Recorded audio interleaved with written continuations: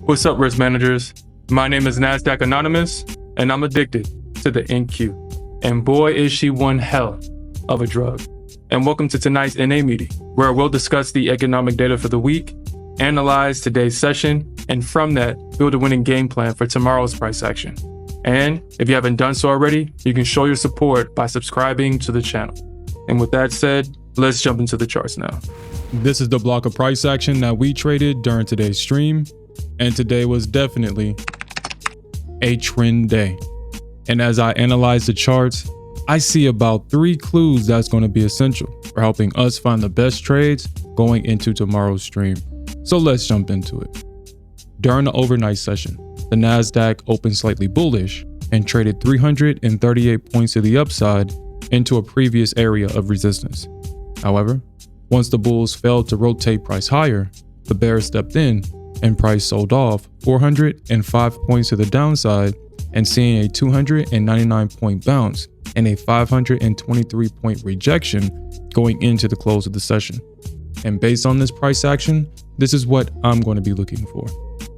So, for my bullish thesis, if the bulls can regain their control overnight, then I'll be watching the reaction when price trades back within a range between 25.15 and 25.35. Because this is the range where the bears broke structure to the downside going into the close of yesterday's session.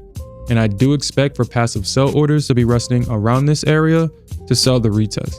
But if they fail to regain control, then I'll be watching the reaction when price trades within a range between 150 and 175. However, for my bearish thesis, if the bears can maintain their control overnight, then I'll be watching the reaction when price trades back within a range between 655 and 635. Because this is the range where the bulls broke structure to the upside going into the close of a previous session. And I do expect for passive buy orders to be resting around this area to buy the retest. But if they fail to regain control, then I'll be watching the reaction when price trades within a range between 375 and 355. Now, for those that found themselves on the wrong side of the market today, I know personally how discouraging that can make you feel.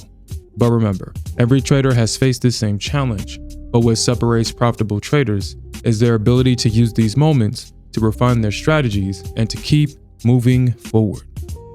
But I'll be monitoring both markets overnight to identify the best trades as we go into tomorrow's stream. And in summary, the Nasdaq started out the session with a strong bullish move to the upside. The Nasdaq bulls failed to hold the pullback and the bears broke structure to the downside.